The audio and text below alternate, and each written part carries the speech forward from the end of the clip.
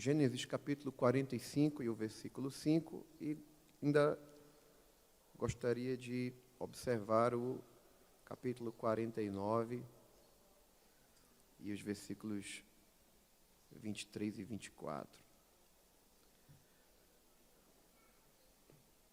Dá para a gente ler do versículo 1, porque é interessante.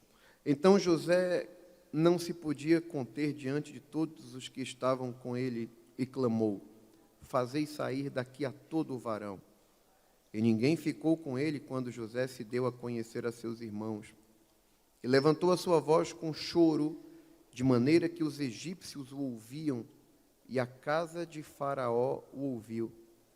E disse José a seus irmãos: eu sou José, vive ainda meu pai?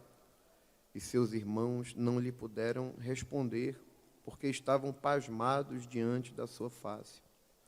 E disse José a seus irmãos: peço-vos, chegai-vos a mim. E chegaram-se. Então disse ele: eu sou José, vosso irmão, a quem vendestes para o Egito. Agora, pois, não vos entristeçais, nem vos pese aos vossos olhos por me haverdes vendido para cá, porque para a conservação da vida Deus me enviou diante da vossa face. Versículo 8 ainda diz: assim não fostes vós que me enviastes para cá, senão Deus, que me tem posto por pai de Faraó e por senhor de toda a sua casa e como regente em toda a terra do Egito. No capítulo 49, versículo 22 diz: José é um ramo frutífero junto à fonte. Seus ramos correm sobre o muro. Os flecheiros lhe deram amargura e o flecharam, e o aborreceram ou perseguiram. O seu arco, porém, susteve-se no forte, e os braços de suas mãos foram fortalecidos pelas mãos do valente de Jacó, donde é o pastor e a pedra de Israel. Amém. Deus é um Deus conservador. Deus é um Deus de preservação. A conclusão que nós chegamos quando observamos tantos detalhes da Escritura é que Deus se preocupa tanto em preservar como em conservar. A lição do companheiro que fez a leitura do texto bíblico, me parece que na versão dele está preservar, não é isso? Na corrigida está conservar. A gente não vai pegar essas diferenças de traduções, porque o que vale é o sentido original do hebraico, que é o texto em que foi escrito o Antigo Testamento. Então, não cabe a nós aplicarmos as regras da língua portuguesa, porque se fôssemos fazê-lo, você vai perceber que na língua portuguesa, conservar e preservar são sinônimos, mas não é a mesma coisa. A ideia de preservar é manter algo com suas características sem intervenção de nenhum elemento externo. Já conservar tem a ver com acrescentar elementos, como sardinha em conserva. Aquele óleo é que mantém ela por muito tempo. O mesmo princípio era o princípio utilizado no embalsamamento, onde se aplicavam especiarias para evitar o processo de putrefação, dessa forma mantendo os corpos. E os egípcios, por sinal, eram especialistas nisso, porque até hoje nós encontramos múmias em excelente estado de preservação, não obstante a quantidade de anos que se passaram. Mas, passando de lado dessas considerações, quando nós observamos para Deus, para a sua forma de agir, nós vemos que Deus é um Deus de preservação, Deus é um Deus de conservação, mas Deus também exige que haja essa preocupação de nossa parte. Tem coisas que Deus preserva, mas tem coisas que nós devemos preservar. Por exemplo, quando Paulo escreve a Timóteo, na primeira epístola, no capítulo 5, versículo 22. Eu sei que hoje não se trata de um estudo bíblico, mas é só para a gente fundamentar essa ideia inicial, né? Essa introdução. Acho que é 2 Timóteo... Não, perdão, 1 Timóteo. Na parte B, Paulo diz a Timóteo assim: conserva-te a ti mesmo puro. Existem ações que nós fazemos, que nós praticamos, visando a preservação ou a conservação de quem está ao nosso redor. Existem práticas que, para que sejam preservadas, dependem da nossa postura. Por exemplo, manter ou conservar o modelo da sã doutrina é algo que a gente sabe que está no coração de Deus, porque foi estabelecido na sua palavra. Mas se aqueles que fazem uso da palavra de Deus não atentarem para isso, e nesse aspecto, Deus quer que nós sejamos seus parceiros, porque Deus quer que o modelo das palavras, né, a sã doutrina, ela não sofra alteração. Você sabe que a doutrina bíblica, ela é universal, atemporal e imutável. É diferente de usos e costumes, né? As irmãs aqui mais antigas sabem que lá atrás, lá no passado, haviam práticas, né, da nossa igreja que hoje já não são mais observadas. É porque nós abandonamos a doutrina? Não, de maneira nenhuma. São costumes que foram adaptados. Porque o costume, diferente da doutrina, o costume ele é local, ele pode se aplicar apenas a uma região ou a uma parte do mundo. O costume, ele é temporário, ele tem data de validade, e o costume pode mudar. Por exemplo, a gente tem exemplos bíblicos. Eu estou na introdução, então o tempo está a meu favor. Por exemplo, a Bíblia vai mostrar várias vezes Paulo dando uma orientação, dizendo: saudai-vos com ósculo santo. Quem aqui sabe o que é ósculo? Ósculo é um beijo. Por que a gente não se cumprimenta com um beijo, né? Tem jovem agora que ficou empolgado, será que isso vai voltar? Não, né? Por que a gente não se cumprimenta com um beijo? Porque a questão do ósculo, gente, escute, a questão do ósculo é uma questão cultural, é costume, era a forma de saudação nos dias do apóstolo Paulo, naquela região em específico. Nós cumprimos essa orientação? Sim, dentro do nosso costume, apertando a mão e dizendo a paz do Senhor. Nos tempos de Paulo, a mulher, ela seria mal vista se descobrisse a cabeça em um ambiente público. Por isso se usava o véu, né? Tem uma denominação que não sabe diferenciar isso e acaba aplicando isso como se fosse uma doutrina bíblica. Não é, é costume. Quem está entendendo diz amém. Então, a gente precisa entender essa diferença, né? Eu não vou entrar em muitos detalhes aqui, porque eu não quero polemizar. Mas, basicamente, essa é a diferença, né? Eu sempre digo lá, né? Santa Cruz, nós somos uma igreja onde é muito comum nós recebermos visitas de irmãos de outras denominações. E eu deixo bem claro, digo, seja muito bem-vindo, vocês são nossos irmãos, a gente vai para o mesmo céu. Porque até um tempo atrás, e eu nem quero acreditar que ainda exista crente assim, mas até um tempo atrás, haviam crentes assembleianos que não saudavam com a paz irmãos de outras denominações, porque não consideravam salvos unicamente por uma questão de costume. E, gente, costume é como criação de filho. Nós recebemos de Deus um modelo dado aos nossos pais. E esse modelo, ele dá certo na Assembleia de Deus. O que é que eu quero dizer com isso? Nem queira copiar o costume da casa dos outros e nem aceite que quem é da casa dos outros venha criticar os nossos costumes. É mais ou menos o que acontecia nos dias do apóstolo Paulo, porque esses problemas, gente, né, envolvendo costumes, sempre existiu. Inclusive o apóstolo Paulo, ele é levantado para resolver esses problemas. Por quê? Porque a igreja nasceu no meio do judaísmo.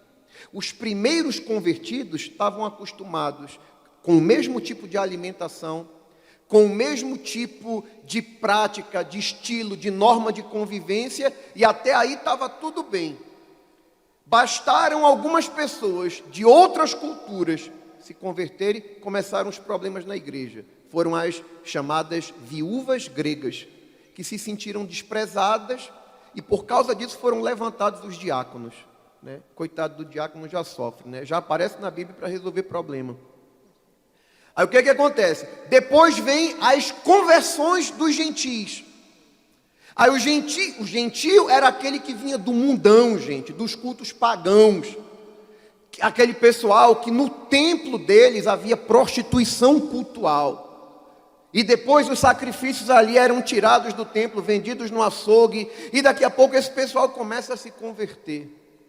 E agora os crentes de origem judaica estão querendo impor práticas do judaísmo para os novos convertidos gentios. Isso começa a gerar problema. Por quê? Você vai perceber, por exemplo, você sabe que o apóstolo, veja como essa questão de costume, ela é forte, né? Você sabe que o próprio apóstolo Paulo, quando viu que a igreja estava recebendo ataque dos chamados judaizantes, porque judaizante era todo crente que antes de se converter, ele era judeu, e ele praticava, né, o estilo de vida do judaísmo. Agora ele se converte, aí esse grupo quer dizer para os novos convertidos gentios o seguinte: para vocês serem salvos, vocês têm que ser circuncidados, né? Vocês têm que guardar o sábado. Começam a impor práticas que já haviam sido cumpridas em Cristo. E Paulo chegou a dizer, o próprio apóstolo Paulo, ele chega a dizer aos crentes: se vocês permitirem-se circuncidar, Cristo não terá nenhum proveito para vocês. Veja se não parece, preste atenção, não perca o fio da meada não. Veja se não parece uma contradição, Paulo dizer, se vocês aceitarem essa ideia de que circuncisão é requisito para a salvação, é como que Cristo não tem nenhum valor para vocês. Paulo disse isso. O mesmo Paulo que disse isso, quando chegava numa cidade e precisava evangelizar, ele ia primeiro nos judeus, para conquistar os da sua nação. Só que Paulo tinha um companheiro, um jovem obreiro, um jovem ministro chamado Timóteo. E a comunidade judaica sabia que Timóteo era filho de uma mãe judia, mas o pai de Timóteo era grego. E o que é que Paulo fez? Paulo orientou Timóteo a se submeter à circuncisão. Por quê? Por conta da barreira, do problema cultural, para que aquilo não se tornasse um impedimento para que ele alcançasse os judeus. Quem está entendendo diz amém. Só que aquilo foi temporário, aquilo foi em lugares específicos e aquilo já prescreveu, ficou para trás. Não se pratica mais. Quem está entendendo diz amém. Porque isso é costume.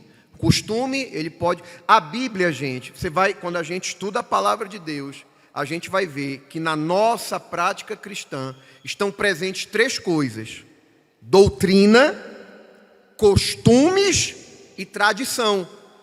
Tem coisa que é doutrina, era assim há 2000 anos atrás, continua sendo hoje e vai continuar sendo até Jesus voltar, em qualquer lugar do mundo, e nunca vai mudar. Isso é doutrina. O costume podia ser observado há 100 anos atrás, talvez hoje não seja mais, pode ser limitado a uma região, a um local, e pode sofrer alteração com o tempo. A tradição, pastor, a gente guarda a tradição? Guarda. Mas a Bíblia não mostra que Jesus sempre estava batendo de frente com os fariseus por causa da tradição. Mas o problema de Jesus não é com a tradição em si. O problema era que os fariseus dos tempos de Jesus, eles colocavam as tradições em um patamar de importância superior à palavra, à doutrina. E não é a tradição que tem valor de doutrina. Agora, quando a sã doutrina é aplicada, porque um pensamento muito correto diz assim: quando se aplica a sã doutrina, naturalmente serão gerados bons costumes e boas tradições. Você quer ver uma coisa que é tradição? Cultuar sentado. A Bíblia não diz como é que a gente tem que cultuar, se é em pé ou sentado. Nem proíbe ficar de pé, mas também não manda ficar sentado. Isso é tradição. Isso veio, acho que lá do 2º século, se não me falha a memória. Por exemplo, o ato, principalmente nos assembleanos, de quando chegarem no culto, o que é que o assembleano faz? Primeira coisa que o assembleano faz quando chega no ambiente de culto. O que é que ele faz? Se ajoelha e ora. Existe um mandamento específico para isso? Não. Mas por que a gente faz? Porque essa tradição está amparada no princípio da reverência. Guarda o teu pé quando entrares na casa do Senhor. Então, a sã doutrina, ela gera bons costumes e ela mantém também a tradição. Tradição saudável. A Bíblia vai mostrar que nós devemos observar costumes, doutrinas e tradições, uma vez que eles estejam vigentes. Jesus observava o costume da sua época. Jesus agia conforme a tradição. O apóstolo Paulo, escrevendo aos Tessalonicenses, ele diz: estejam atentos e observem quem não anda segundo a tradição que recebeu de nós. Se o camarada é desordenado, se afaste dele. Então, porém, costumes e tradições podem mudar com o tempo. Podem mudar. A doutrina, jamais.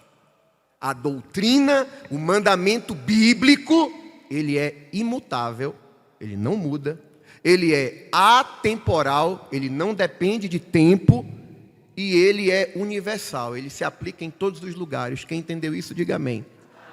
Deus é um Deus que orienta que a sã doutrina seja conservada e essa conservação depende de nós. E por que eu estou falando isso como introdução? Porque parece, pastor, que a gente está num estudo de obreiros. Não, é porque vocês são a geração futura. Se Jesus não voltar nos próximos 30 anos, a igreja, a responsabilidade de liderar a igreja vai estar sobre a geração mais jovem, Eu estou falando aqui para as futuras esposas de obreiros, para futuros obreiros, missionários. E o que acontece?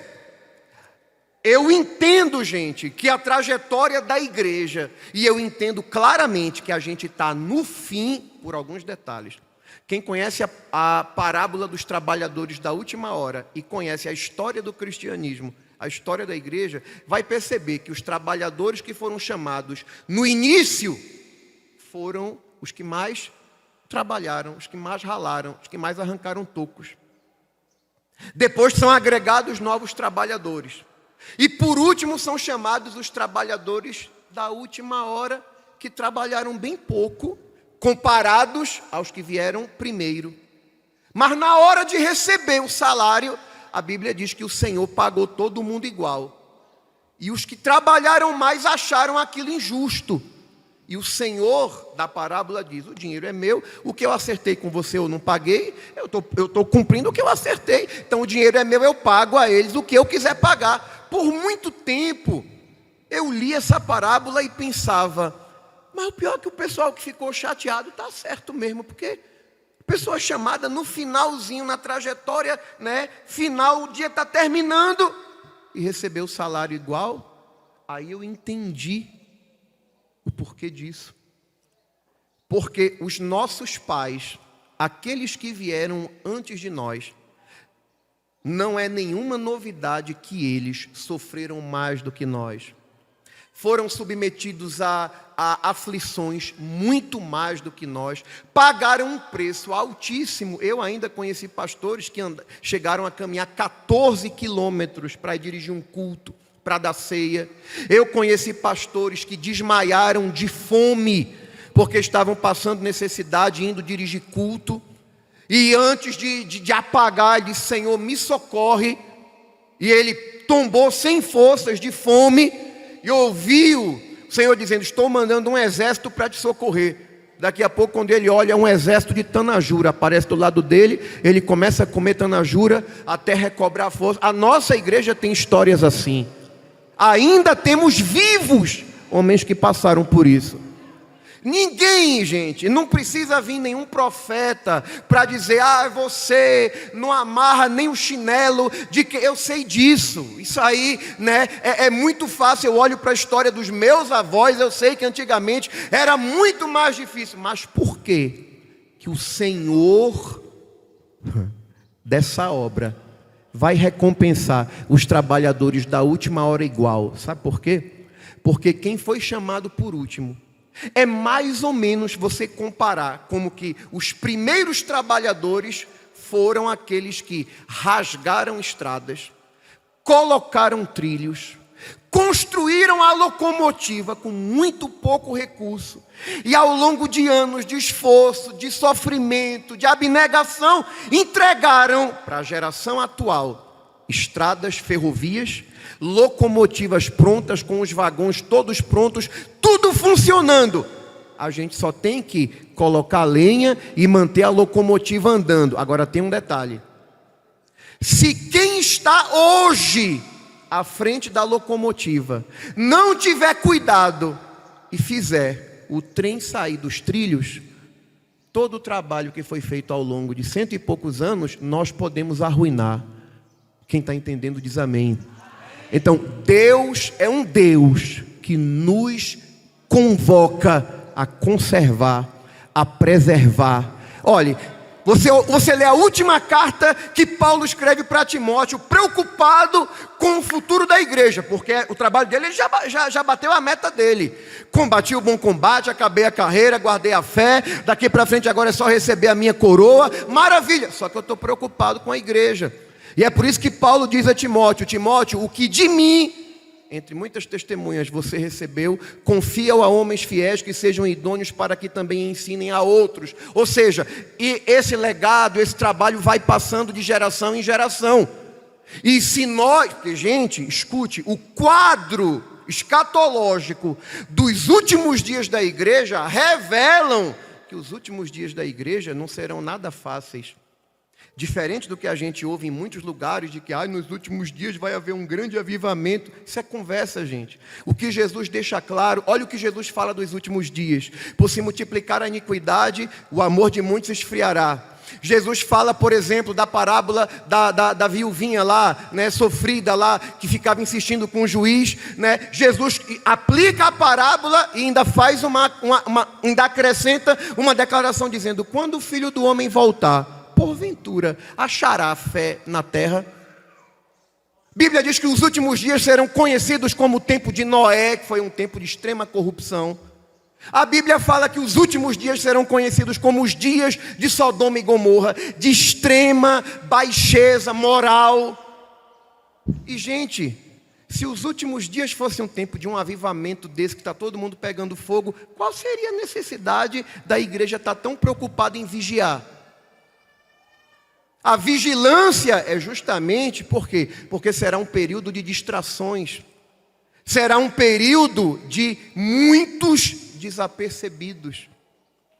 Pastor, o senhor não crê em avivamento? Eu creio, mas eu creio na visão bíblica.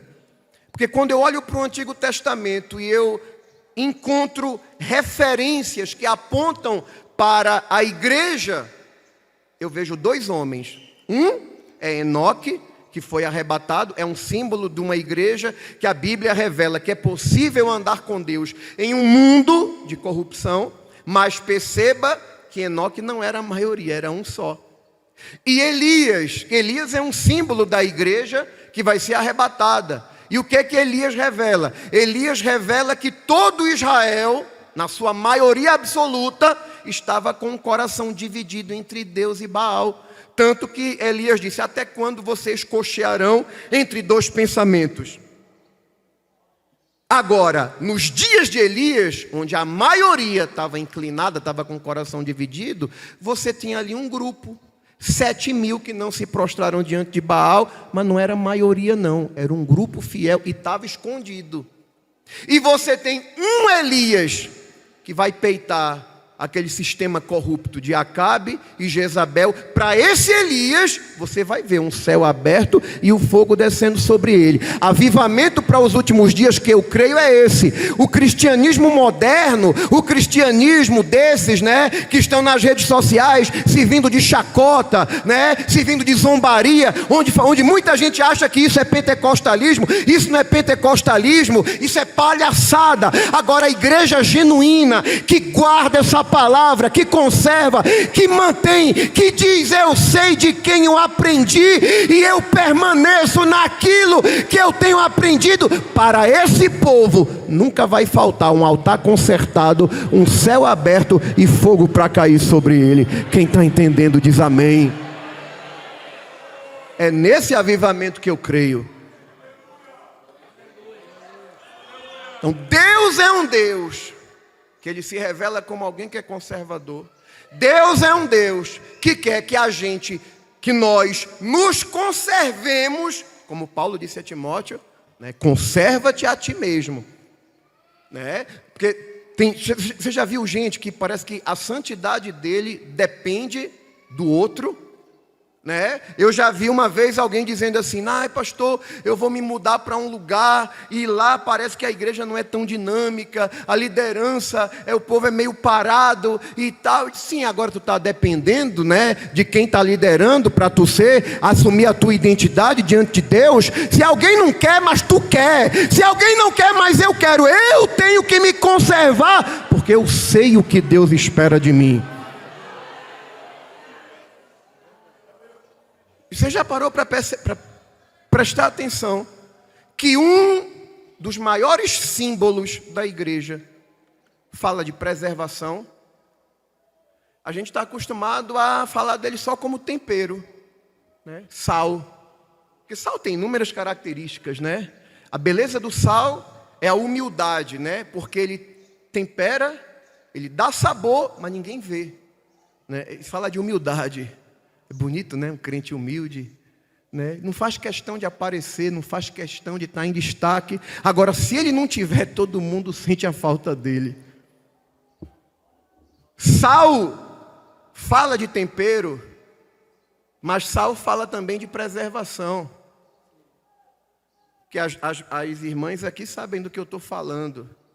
Geladeira pifou e eu tenho uma carne lá que eu não quero que apodreça. O que é que eu faço com ela?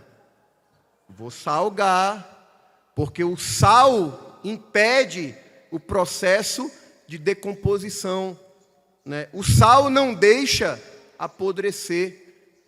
Por que a gente é chamado sal da terra? Sabe por quê? Porque esse mundo está podre, mas não se decompôs completamente, porque ainda tem sal aqui. Mas no dia que Deus tirar o sal da terra, esse mundo entra em colapso, apodrece de vez. Aleluia. Acho que alguém já ouviu isso aqui de Deus, né? Deus já falou com você isso alguma vez, quando disse assim: eu te levantei como coluna no meio dos teus. Não é só apenas pelo fato de você sustentar. É porque a ideia de coluna é que enquanto a coluna está lá, existe segurança, se mantém de pé. A mesma coisa é o sal. Se Deus tira o sal de lá, nessa hora, apodrece tudo, se acaba tudo. Mas tu está lá como coluna e tu está lá como sal para preservar quem está ao teu redor.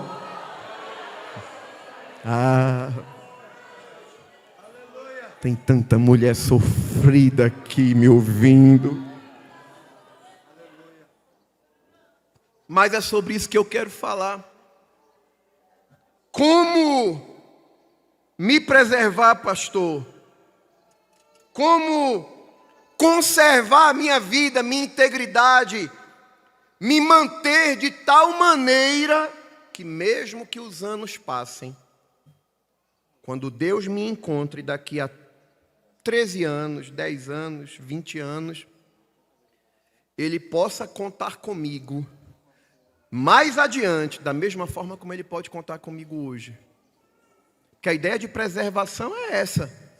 Por exemplo, Deus faz uma promessa para mim hoje. E passam-se, 10, 20 anos. Daqui a 20 anos, essa promessa não se cumpre, por quê? Porque eu não me preservei. A gente tem exemplos na Bíblia disso. Por exemplo, o rei Saul, né? Você sabe que existem promessas que são condicionais. É diferente dos decretos, daquilo que Deus determina, que na verdade as coisas que Deus determina de maneira incondicional são muito poucas. Muito poucas. A maioria das promessas são condicionais. Deus disse a Saul que se Saul andasse certinho, como diz no Nordeste, né? Cortasse certinho, fizesse tudo direitinho, não faltaria sucessor para ele no trono. Ou seja, o que Deus estava dizendo para Saul é: se tu andar direitinho, Saul, se tu fizer a coisa certinha, eu tanto cumpro na sua vida como cumpro na vida dos teus. Gente, Saul foi cheio do Espírito Santo. Saul profetizou. Saul foi mudado em um novo homem. Criou-se até um ditado popular em Israel dizendo: agora está Saul entre os profetas. Isso se tornou um dito popular. O problema é que Saul não tinha constância, não se preservou. O que é que aconteceu? Começou desrespeitando a autoridade constituída por Deus. Deus dava uma ordem, ele fazia do jeito dele. E curiosamente, escute isso aqui, a gente está falando de preservação. Porque tem gente que acha que para se preservar é só evitar os erros gravíssimos.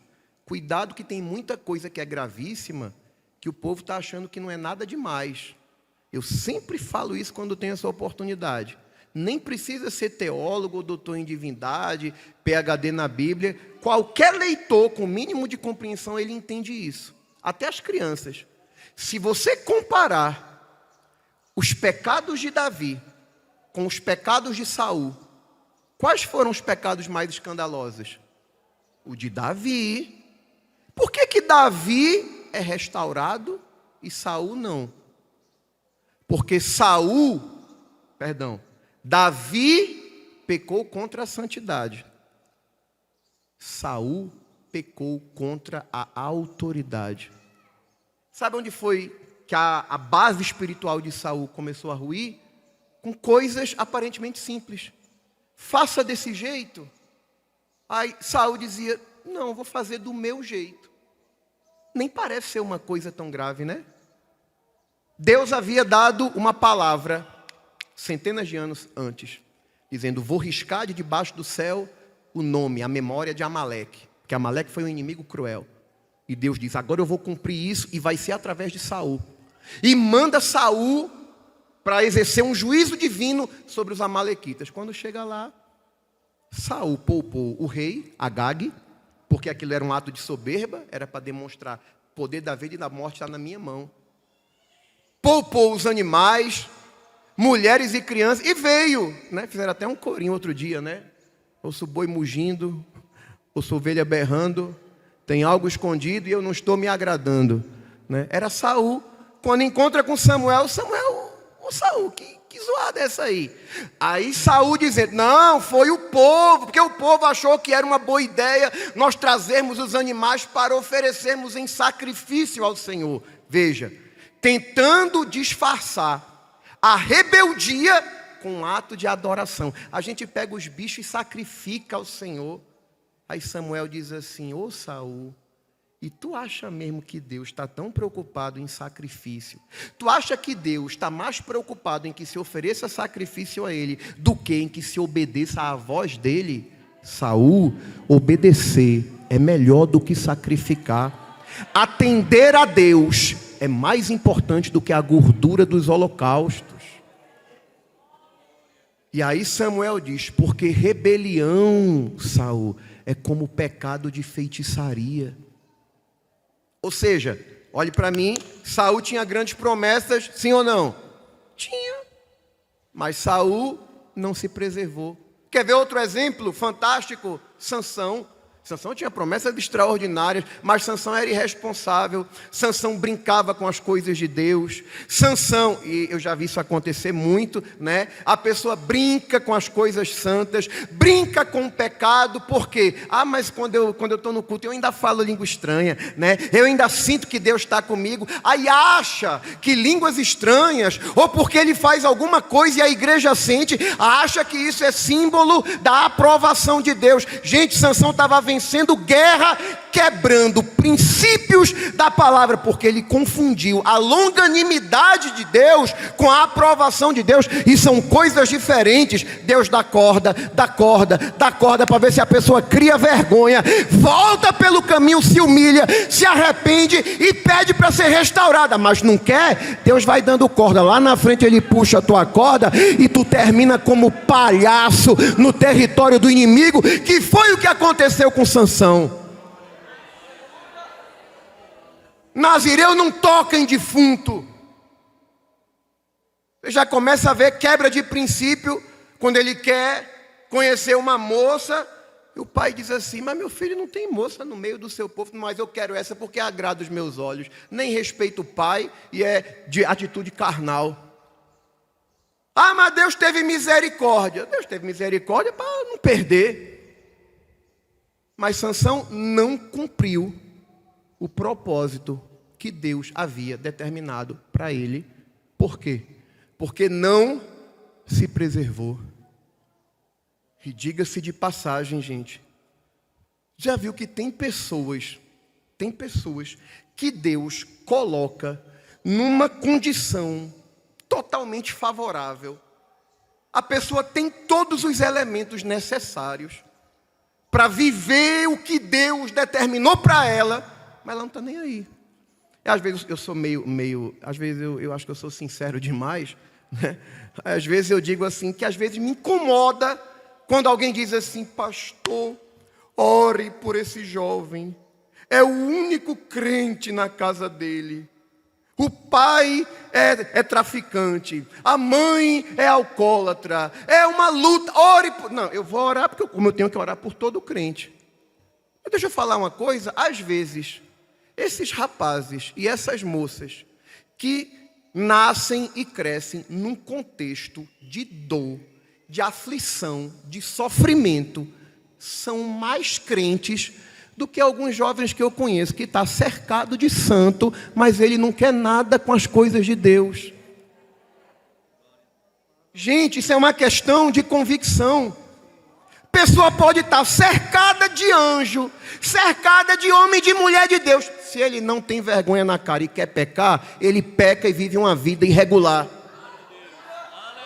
E a pessoa pode estar cercada de quem não presta, mas se ele coloca um propósito no coração, ele pode ser como Daniel, está longe do templo, longe da família, longe do sacerdote, no auge, né, do multiculturalismo da Babilônia, comendo a comida Masterchef da época, tudo favorecendo. Ele podia dizer: aqui meu pai não me vê, aqui o pastor não me vê, aqui ninguém me conhece, aqui vamos aproveitar. Mas não, eu sei que tem um Deus no céu e Ele está me vendo, e eu coloco aqui o propósito de ser fiel a Ele, de não me contaminar. Então, no fim das contas, gente, é uma escolha. Eu conheci gente ao longo dessa curtinha caminhada que eu tenho, que eu olhava assim, eu dizia assim: meu Deus, por que eu não nasci num contexto assim? Teria sido tão mais fácil. Mas não questione Deus sobre isso, porque às vezes são as experiências do ambiente onde nós fomos formados, aleluia, que preparou você para ser o instrumento que Deus quer usar hoje.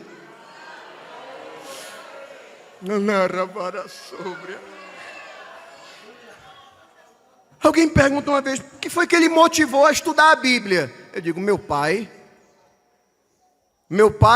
ficava oprimindo a gente em casa, fazendo pergunta. Minha mãe, na simplicidade dela, às vezes não sabia responder. E meu pai fazia pergunta de todo tipo de filosofia, de todo tipo de religião oriental. O que você imaginasse de material de filosofias esotéricas, religiões orientais, meu pai tinha e lia quase tudo. Ele lia um pouquinho de tudo e vinha perguntar. Então eu comecei a ler a Bíblia, não era porque eu achava bonito pregar, ainda que eu acho, né? Mas eu comecei porque eu tinha que ter resposta para o meu pai. Porque senão a gente ficava envergonhado. E eu dizia, Senhor, me ajuda, venha cá, me ajude. Foi difícil, foi. Mas olha o resultado do que aconteceu lá atrás. Mas escute isso aqui, porque escute, preste atenção. Às vezes, quem está ao seu redor não está preocupado em se preservar. Mas Deus quer preservar tanto você como quem está ao seu redor. Mas pastor, quem está do meu lado não quer nada com a vida. Bom, se não quer nada com a vida, então vai ter que ser você o instrumento. Ou seja, você vai ter que se cuidar em preservar a si própria e se manter fiel para que através de você eu preserve os teus. Agora, para isso, gente, por favor, guarde isso aqui. Se existe uma área da nossa vida que a gente tem que não apenas cuidar, guardar, a gente na verdade tem que blindar, é a área das emoções. É o campo das emoções.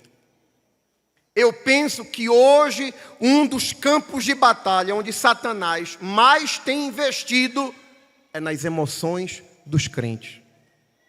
Nunca se falou tanto em crises de ansiedade, em problemas de baixa autoestima, em pessoas inseguras, pessoas com medo do futuro, ansiosas, como nós, já se chama isso de mal do século. Nunca se viram tantos crentes recorrendo às terapias como nós estamos vendo hoje. O senhor está dizendo que é pecado? Não, não estou dizendo que é pecado. Eu acho que o problema é quando a gente substitui o que é para ser tratado com a palavra, com o evangelho, por terapias. Porque lá em Santa Cruz a gente tem uma irmã que ela é psicóloga, eu gosto da sinceridade dela, quando ela trata algumas pessoas, ela diz, olha, o teu caso é para o pastor, procura o pastor. Mas precisamos entender que se Deus quer preservar pessoas através de nós, uma das coisas que Deus vai fazer é nos moer na fornalha do sofrimento. Alguém disse uma vez que Deus muitas vezes permite que um só seja extremamente ferido para curar as feridas de muitos que estão ao redor. E vou tentar aqui de maneira relâmpago exemplificar isso na vida de José. José já nasce num ambiente emocional totalmente desordenado. Porque você sabe, Jacó tinha Raquel, Leia e as concubinas. E o que acontece? Havia ali um ambiente de disputa. Cada uma que queria gerar filho para ganhar a aprovação e a aceitação de Jacó. Então já tem um ambiente de disputa. Agora imagine esses meninos nascendo, sabendo que a mãe dele é adversária da mãe do outro irmão dele. E o que é pior, das mulheres que Jacó teve, o amor da vida dele era Raquel, a que não podia gerar, por isso que ela usa das concubinas para poder dar filhos a Jacó. E o que acontece? Raquel finalmente engravida de José. Então, José era o xodó de Raquel? Não. José era o xodó de Jacó. Por quê? Porque era filho do amor da vida dele. E aí o que acontece? Você vai perceber que os irmãos de José, antes dele aparecer assim no cenário do Antigo Testamento, preste atenção, Os irmãos de José a família, a casa de José era uma casa totalmente desordenada. Jacó já demonstra ser um pai meio irresponsável, porque liberou, Diná para chega numa cidade, uma cidade nova, que ele não conhecia ninguém, já dá um grau de liberdade para a filha dele sair e passear com as meninas da terra. No primeiro passeio que ela dá, o filho do rei olha para ela, se encanta com ela, só que não sabia os princípios da família dela, foi logo forçando um contato íntimo e ela acabou sendo violentada. Só que o rapaz se apaixonou por ela e conversou com o pai dele, vamos falar com a família dela para a gente fazer uma aliança, eles casam com as nossas filhas, nós casamos com as dele, e aí fica tudo certo. Mas Deus não tem negócio com mistura. E quando fizeram a proposta para Jacó, os filhos dele estavam lá ouvindo, atentos, estavam tudo envenenado, só que eles, tá certo, estamos de acordo, vai dar tudo certo, vai ser lindo. Agora a gente exige uma condição, para que a gente possa firmar essa aliança, e está todo mundo junto e misturado, vocês vão ter que se submeter ao mesmo pacto que nós. Eu quero que todos os homens daqui da terra sejam submetidos à circuncisão. E sabe que a circuncisão é uma microcirurgia. 2 dos filhos de Jacó esperaram no 3º dia, quando os homens estavam no auge das dores, entraram na cidade, assassinaram todos os homens. Esses eram os irmãos de José. A casa de José era uma casa conhecida com a história de Diná, uma menina que foi estuprada, e 2 irmãos dela que foram os homicidas, que exterminaram todos os homens daquela terra. Jacó põe a mão na cabeça, diz assim, agora todo mundo vai me odiar. Aí é quando Jacó desperta para levantar um altar, levar o povo para Betel, fazer uma limpeza na casa dele. Mas nesse ambiente de desordem, isso aqui é muito interessante, gente. Nesse ambiente de bagunça, Jacó tem um pouquinho de alegria, porque José nasceu. E aí, com pouco tempo depois, Raquel engravida de novo de Benjamim. A glória a Deus só foi até a hora do parto, porque na hora que ela foi ter o bebê, brincadeira, viu? Ela expressou Benoni, que nem eram as mulheres que colocavam o nome nos filhos, Ali pareceu mais um desabafo de Raquel com relação ao fato de estar perdendo a vida por causa daquele filho, que quando ela diz Benoni, ela está declarando filho da minha dor. Aí disseram, Benoni não, Benjamim. E Raquel morre, é sepultada, e agora eles chegam no Egito. Por que eu estou falando? Esse é o ambiente onde José nasceu. Pouco tempo com a mãe, um ambiente de hostilidades, as diferentes concubinas competindo entre si. Esse espírito de competição é transmitido para os filhos, porque os filhos de Jacó odiavam José. Eu, às vezes, sou inclinado a acreditar, eu não gosto muito de colocar a culpa em Jacó, dizendo que ele talvez demonstrou preferência demais para José. Eu penso que, na verdade, talvez Jacó tentou compensar para José a ausência da mãe que ele perdeu na infância. Outra coisa é que José demonstra ser um filho bom, um filho amoroso, um filho que não tem segredo com o pai, porque tudo que acontecia na casa ele fazia ciente o pai dele, Jacó. E Jacó já vê em José, esse menino é de confiança, então vá ver como é que estão seus irmãos, me traga um relatório. Nesse intervalo Deus começa a falar com José através dos sonhos, você conhece a história. A Bíblia diz que seus irmãos não podiam falar com ele pacificamente. Você já imaginou? Olha aqui, preste atenção nisso aqui.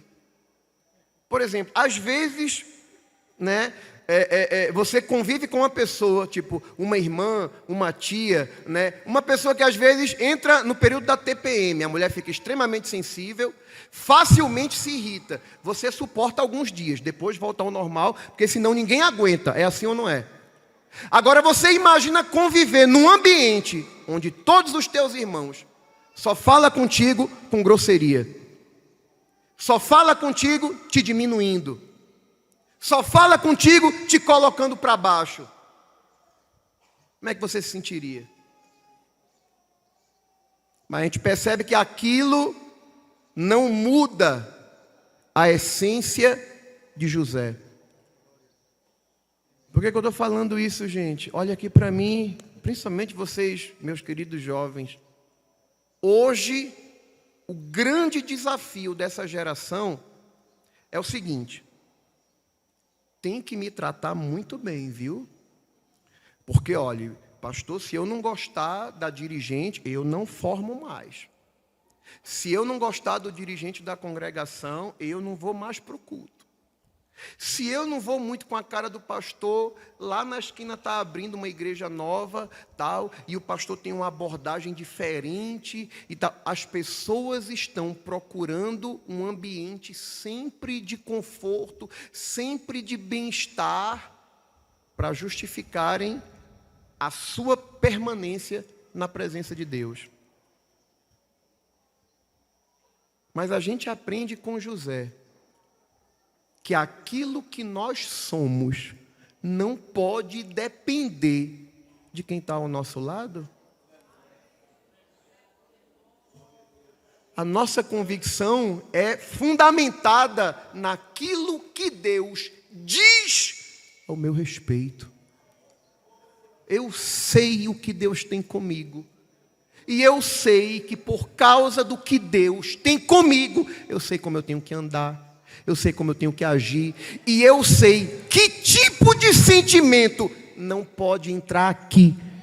Porque quem se preserva para ser instrumento de cura nas mãos de Deus, não pode ter mágoa, não pode ter rancor, não pode ter o coração travado para perdoar, não pode ter raiz de amargura. Porque já viu uma pessoa que tem raiz de amargura? Ele fala mal de todo mundo, critica todo mundo e contamina quem está ao redor.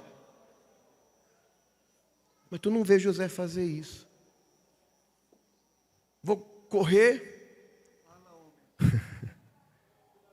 Quando José vai chegar, acho bonito isso, esse texto, né? José está procurando os irmãos dele. Aí ele encontra um homem no campo. Aí vai perguntar. Só que José, eu estou procurando aí uns rapazes assim, assim, assim. Mas José, quando ele fala, ele diz assim: eu estou procurando meus irmãos.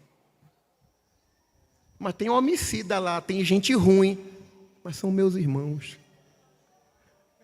Eu quero meus irmãos. Eu estou indo em busca dos meus irmãos. Quando você escutar essa história, eu fui embora porque a igreja não tem amor. Mentira, mentiroso. Porque quem ama, não dê. É a mesma coisa, escuta aqui. É a mesma coisa de eu dizer assim: eu estou deixando minha esposa e meus filhos porque eles não me amam mais. Não, se eu estou deixando, sou eu que não amo mais eles. Porque quem ama está perto. Quem ama não se afasta. Quem ama não se isola. Ah, pastor, mas a Bíblia diz que o amor de muitos esfriará. Mas a Bíblia nunca, escute isso, nunca esqueça isso. A Bíblia nunca vai dizer para mim e para você: espere o amor dos seus irmãos, ou cobre ser amado pelos seus. A Bíblia não manda isso em canto nenhum. Não. Se você não quiser me amar, não posso fazer nada. Entendeu? Porque tem crente, os antigos vão lembrar, né, daquele dinossaurozinho, o baby, né? Precisa me amar, precisa me amar. Não, na igreja não é assim, não. Jesus diz que todos saberão que vocês são meus discípulos se vocês se amarem. Então, se ninguém quiser me amar, problema seu. Agora, eu tenho que amar, porque diante de Deus eu vou responder é por aqueles a quem eu amei. Simples assim. Oh, glória. Eu estou procurando meus irmãos. Lá vem um bichinho. Era um adolescente ainda, 17 anos. Eu fico pensando, meu Deus do céu, gente com menos da metade do dízimo do que José sofreu. Ai, ela disse não para mim, eu vou me cortar. Ai, ele não me quer, pastor, eu não quero mais sair de casa, eu vou me suicidar. Pelo amor de Deus, gente.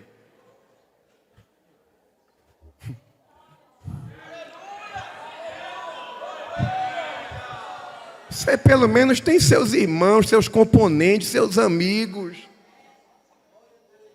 O texto subentende que Benjamim era bem novinho, não tinha nem tempo para estar ouvindo José.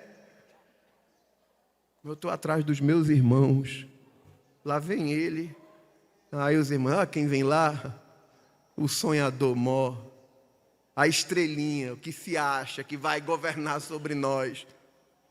Aí ali Satanás encontra espaço na mente dos irmãos de José, porque eles começam a tramar. Vamos matar. Bora matar. Tem um Judá.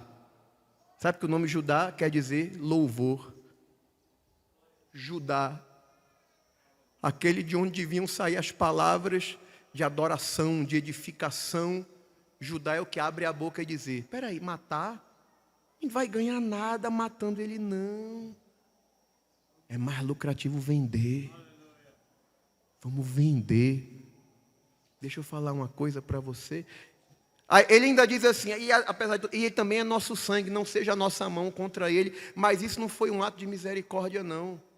Porque entre morrer e ser vendido como escravo, na maioria das vezes, era melhor morrer. Porque, principalmente no caso de José.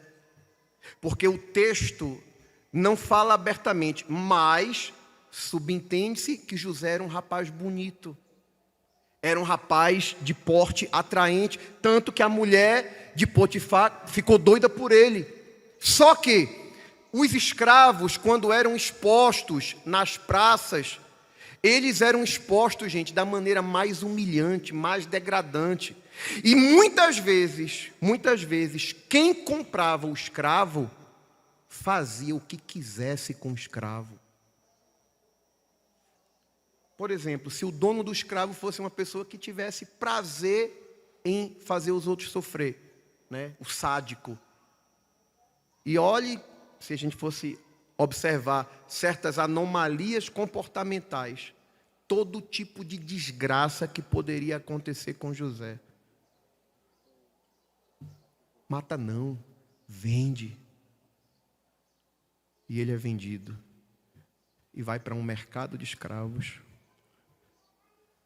Isso não está na Bíblia, mas penso eu que Satanás olhava para José dizendo, agora eu encontro o que eu preciso para destruir a vida dele, porque depois disso ele vai odiar os irmãos dele.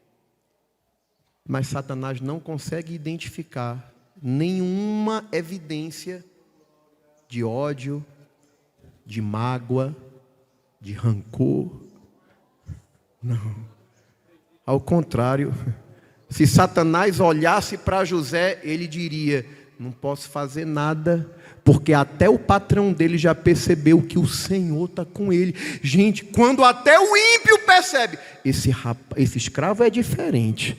Não vai ser mais um escravo, não. Eu vou botar ele para ser o administrador da minha casa, porque tudo que ele coloca a mão prospera. É claro, quem guarda o coração, quem não tem espaço para mágoa, para rancor, sempre vai ser um instrumento para Deus usar na terra. Você aí conhece a história? A mulher de Potifar se levanta, persegue ele. Duas coisas acontecem, né? Na primeira vez, quando seus irmãos o lançaram, né, no buraco e mataram um animal para simular a morte de José, eles, o que é que eles fizeram? Arrancaram a túnica de José, né? Colocaram sangue e levaram para o pai dele. Quando as coisas estão melhorando na casa de Potifar, a mulher de Potifar tenta seduzi-lo, e ele é crente. E quem é crente não brinca com o pecado, não flerta com o pecado. Ele quer se preservar, para se preservar o que é que ele faz? Ele corre e deixa a túnica na mão dela. Tiraram a túnica de José a primeira vez com uma mentira. Tiraram a túnica de José a segunda vez com uma calúnia. E José poderia José poderia pensar, já não basta o que eu passei com meus irmãos, agora aqui eu sou caluniado. José era o crente que poderia dizer, oh Deus, tu não está vendo isso não?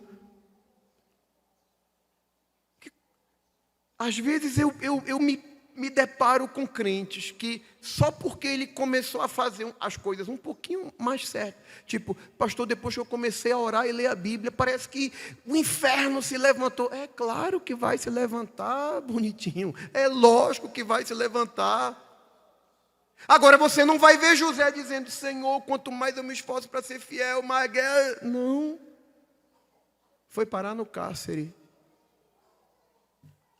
No cárcere, Deus abençoa ele. Ele interpreta 2 sonhos, você conhece a história. Conforme ele interpretou, aconteceu. E aí ele chega para o copeiro, que vai voltar para a posição, e diz assim, homem, eu estou aqui injustamente. Mas agora que tu vai voltar lá, tá frente a frente lá com o chefe, dá uma palavra por mim, diz a ele lá que eu estou aqui injustamente. Copeiro fechou, chegou lá, esqueceu de José, mais 2 anos no cárcere.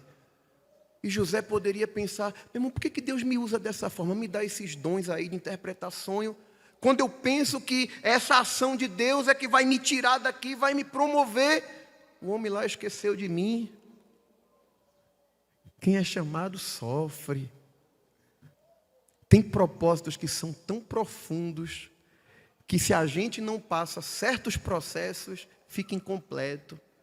E Deus não faz nada incompleto. Agora eu tenho uma palavra para alguém aqui, falta bem pouquinho para Deus concluir isso aí. Um poucochinho de tempo. E esse teu cativeiro vai virar, mas toma o cálice todo, porque tem que acontecer, porque é muito grande o que Deus vai fazer através de ti, pelos teus. Eu sinto Deus aqui, gente. Não se espante, não é que às vezes Jesus trabalha assim, na brisa suave. Não adianta eu gritar muito aqui, se você não entender o que você precisa entender.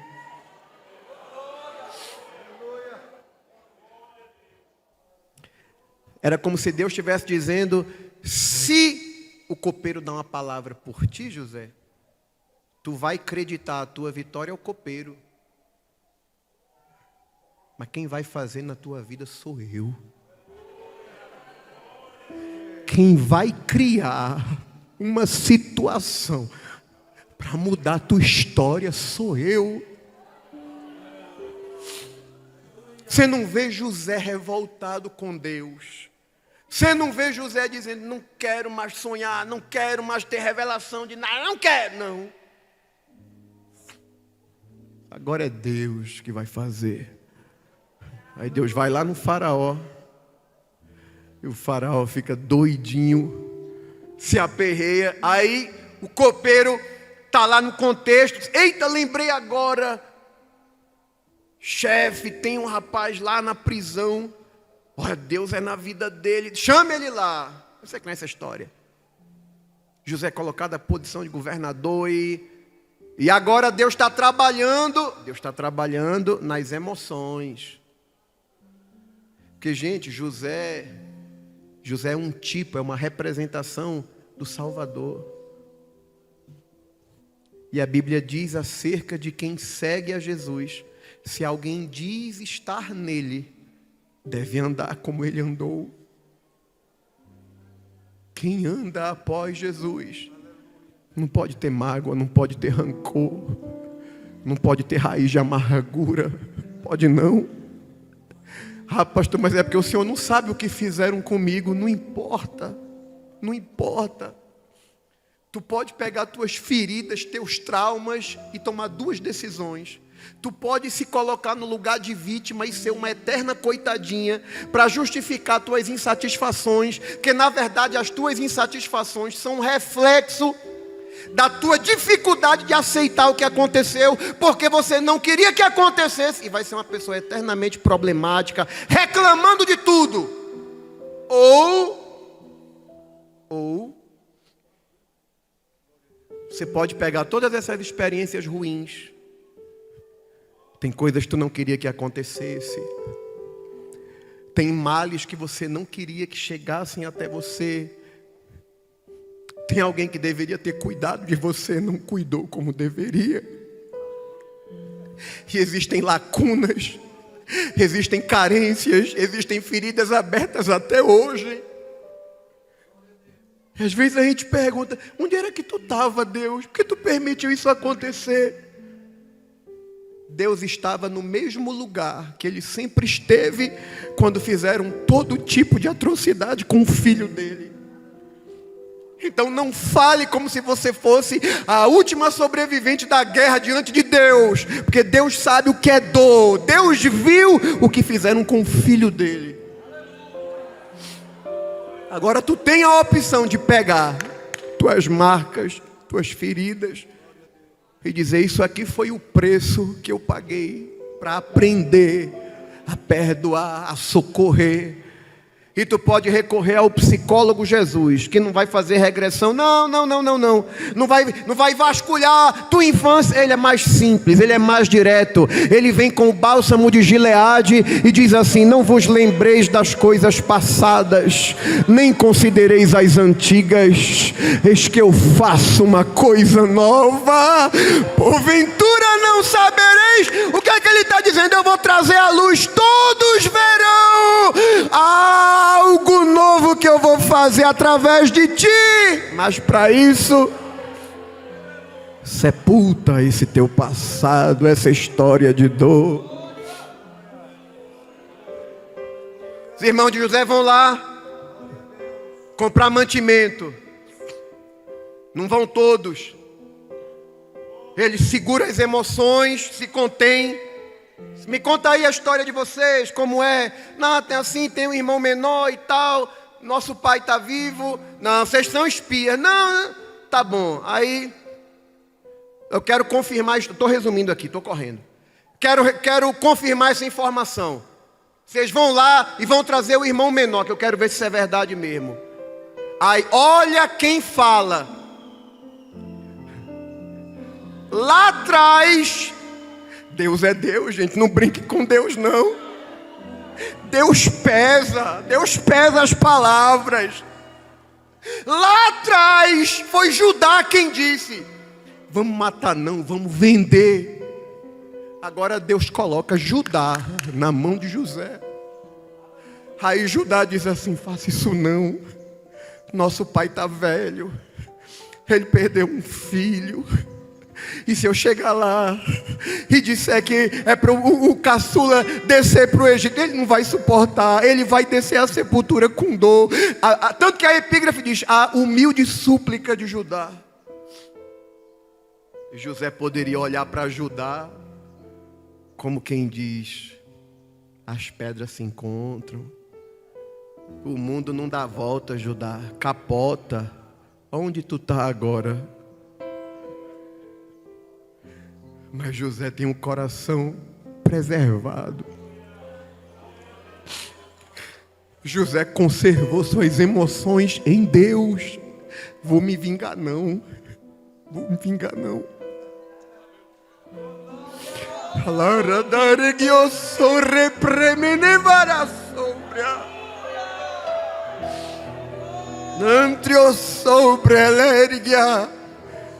Ah, crente, prossegue. Tem crente caminhando, olhando para trás, olhando para o que fizeram com ele, para o que disseram.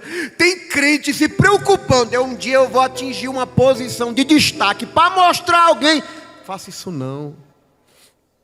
Isso não é para você não. Quando Deus quer calar alguém, Ele é quem faz.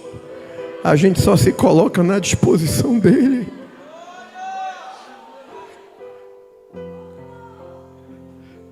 Simulou aquela condição, você conhece a história. Resumindo, lá vem Jacó. Sabe o que é curioso? Estou terminando. Quando José foi vendido para o Egito, escute isso aqui. José tinha 17 anos. José fica 13 anos fora. Ele tem 30, né? Quando assume como governador. Sabe o que é curioso? O pai dele, Jacó, era um patriarca. E Deus tinha uma linha direta para falar com os patriarcas. Deus passou 13 anos em silêncio. Deus deixou Jacó acreditar na mentira de que José estava morto.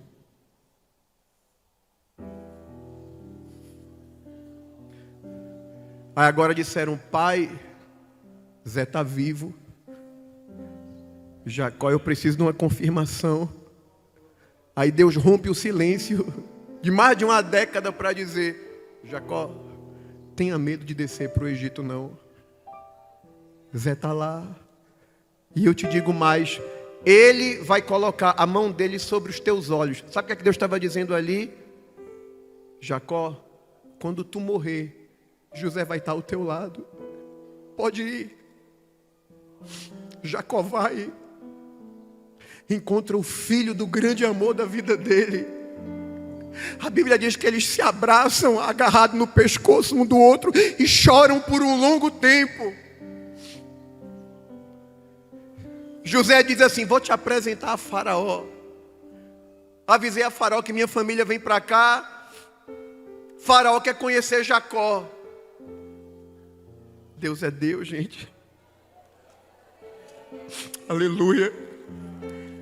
Jacó pergunta: qual é a tua idade? Quantos são os dias dos anos da tua vida? No capítulo 47, versículo 9, Jacó responde: os dias dos anos das minhas peregrinações são 130 anos. Poucos e maus foram os dias dos anos da minha vida, que não chegaram aos dias dos anos da vida de meus pais nos dias das suas peregrinações. Em outras palavras, Faraó pergunta: qual é a tua idade? Aí Jacó diz: tenho 130 anos. E para Jacó, na concepção, estou terminando, mas deixa eu concluir isso aqui. Na concepção de Jacó, ele achava que ia morrer aos 130 anos. Porque ele já resume a história dele dizendo: poucos e maus são os dias dos anos das minhas peregrinações, não chegou ao tempo da vida dos meus pais. José saiu de casa com quantos anos? Quantos anos? 17. Jacó chegou no Egito com quantos anos? 130. Deus ainda é Deus de restituição. Os melhores anos da vida, isso aqui tem o endereço certo. Os melhores anos da vida de Jacó foram aqueles 17 anos que José estava lá com ele, com a túnica que ele tinha feito. Mas no melhor, José foi arrancado, o prazer dos seus dias foi tirado. E Jacó achava que nunca mais seria feliz de novo. Mas só achava. Não foram 17 anos que tu conviveu com José? Jacó, eu vou te dar mais 17 anos junto dele aqui no Egito. A Bíblia diz que quando Jacó morreu, ele estava com 147 anos. Mas escute, eu quero fechar com isso aqui. Quando José disse a seus irmãos que foi para a preservação da vida que Deus havia enviado ele, Deus falou isso no encontro. Estava recente. Escute. 17 anos depois, escute isso aqui, porque aqui Deus não trata só com as emoções de José, Deus trata também com os irmãos dele. 17 anos depois, quando Jacó morreu, que Jacó morreu com 147 anos, quando Jacó morreu, desenterrou-se uma insegurança. Os irmãos de José pensavam: rapaz, ele não fez nada com a gente porque pai estava vivo, pastor. Ele não ia se vingar pai estando vivo. Agora que pai morreu, agora a gente está atolado. Eles não perceberam que Deus já havia tratado as emoções de José. E Deus deu elementos visíveis para demonstrar isso. Porque quando José está no Egito, ele tem 2 filhos, Manassés e Efraim. E o nome Manassés significa Deus me fez esquecer. Mas vê que contradição. Você chama o pirraio, Deus me fez esquecer. Cada vez que o nome Manassés era dito, Deus me fez esquecer. Qual é a lógica? Deus te fez esquecer o quê? Tem gente que pensa que perdoar é esquecer, apagar da memória. Não. Perdoar é você lembrar o que te fizeram, mas isso não exercer influência em você. Aconteceu, mas Deus me fez esquecer. Deus me fez esquecer. Não faz diferença. Depois de Manassés ele tem Efraim. Deus me fez enlarguecer, próspero. Porque depois que Deus cura as emoções da gente, a mão dele se estende para nos abençoar. É um processo longo, mas dá certo. 17 anos depois, os irmãos de José estão pensando, ele agora vai acabar com a gente. Não é difícil José falar isso no capítulo 45, 5 do tema de vocês. Mas no capítulo 50, quase 20 anos depois, ele reafirma que José tem um coração curado. Vendo então os irmãos de José que o seu pai estava morto, disseram: porventura nos odiará José e nos pagará certamente todo o mal que lhe fizemos. José percebeu isso. Seus irmãos estavam prostrados com medo. Aí José responde, versículo 19: tenham medo não, porventura eu estou no lugar de Deus? Olha a visão de José. Aqui eu termino de verdade. Não perca isso aqui não. Olha a visão de José. Lembre-se do que eu te falei, que o que vai fazer a diferença na preservação das nossas emoções é a visão que nós temos acerca das experiências ruins, da dor e do sofrimento. Olha a visão de José acerca da sua dor, da sua trajetória. Ele diz: vocês, versículo 20, vocês bem intentaram o mal contra mim. Eu sei que a intenção de vocês foi ruim, mas Deus tornou o mal em bem, para fazer como se vê neste dia, para conservar em vida a um povo grande. Se José morde a isca e diz: vocês quiseram fazer o mal, agora pois eu vou devolver. Não, gente, a visão de José é: vocês fizeram o mal contra mim, mas quando Deus está com a gente, até o mal que fazem contra a gente é instrumento na mão de Deus para nos abençoar. Vocês fizeram o mal, mas Deus transformou o mal em bem. E olha aqui, está todo mundo vivo, está todo mundo saudável. É por isso que tu não pode amargar teu coração.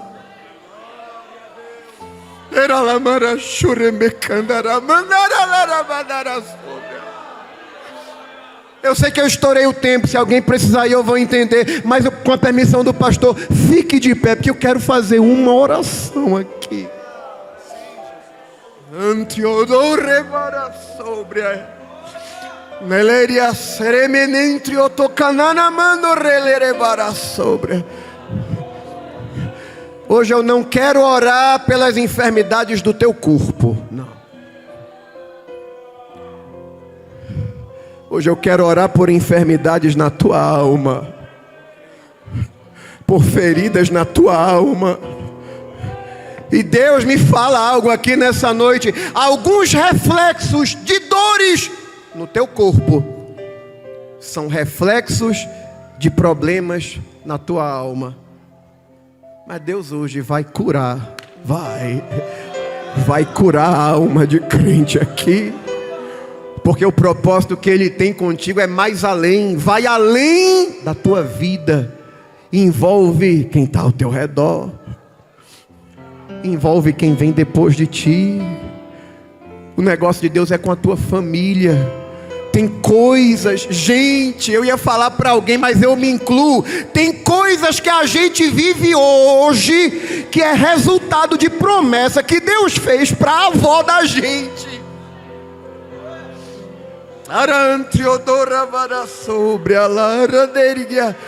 Fecha os teus olhos, baixa a tua cabeça, deixa o Espírito de Deus tomar tuas emoções agora, dar um passeio contigo no passado, te levar nas tuas recordações a uma experiência tão triste, tão terrível.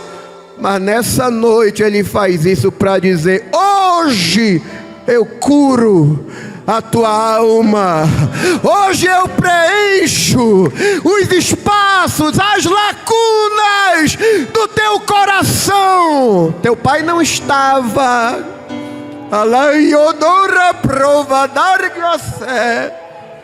teu pai não estava quando tu precisou, faltou um abraço. Mas nesta noite o teu pai abraça a tua alma e te diz: tu és um ramo frutífero. Te flecharam, te odiaram, te aborreceram e quiseram acabar com a tua história, mas nesta noite eu fortaleço os teus braços para continuar pelejando as minhas guerras. Abre a boca. Se tu tem glória, libera a glória para o teu pai. Se tu tem aleluia, abre a boca da aleluia. Se tu está sendo visitado pelo Espírito de Deus,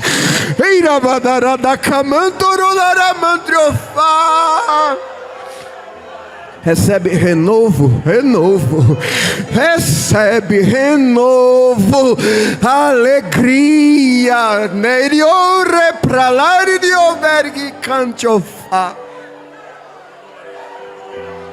Tu és amada, antiolorevácia, neremintriodora prova. Tu és amado. Ah, como alguém te rejeitou. Anantrio sobra, mas com cordas de amor eu te atraí a minha presença. Nanhodora provalar de sobre murgiafá. Antrio, celerigia, rai, dequementrio, ridio tocantio sobre a louvia fá. O Senhor diz a alguém aqui nessa noite: tu és a minha princesa, a menina dos meus olhos. Não mendiga o amor de ninguém, porque o amor pleno que tu precisas, tu encontras em mim.